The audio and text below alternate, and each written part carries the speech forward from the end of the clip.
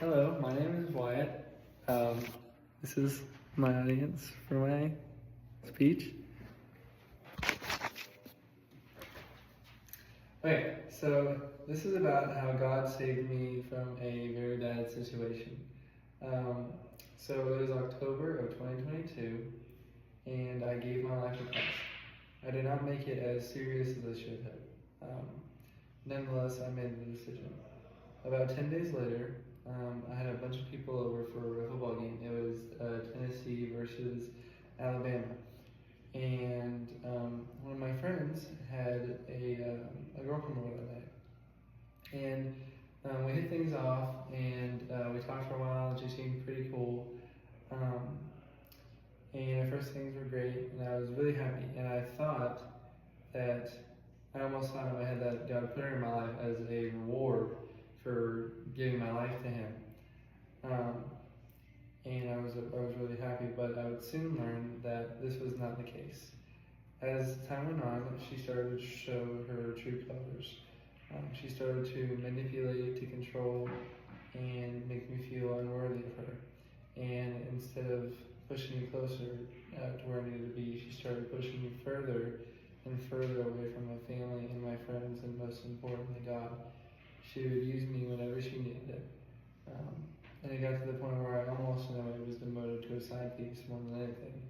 And after some conflict that occurred, I was still trying my hardest to be with her, even though things weren't lining up that way. Eventually, it got to the point where I couldn't really take the weight that this relationship was putting on me. And so I didn't know who else to turn to, because everyone got pushed away with this relationship I was in. So at one point I attempted suicide. However, God spared me from that and saved me. After that incident, shortly after, I got that girl out of my life, and I really started going back and focusing on God as my number one in my life. And I started fixing my relationships with my friends and fixing my relationships with my family. And then shortly after that, I met my now fiance, Annabelle. And because of that incident I went through, I had to go through that to grow as a person and grow to where I need to be for her. And I lost my spot. And because of that incident, I now have the knowledge of what to avoid in a relationship and what happens when God is not first in your life. So now I stand in a position where I am with an amazing woman of God, and I cannot be more gracious that I learned from that situation. It is important that when we go through a bad situation, we remember that God is still there, and that with every bad situation comes a valuable lesson that we are meant to learn.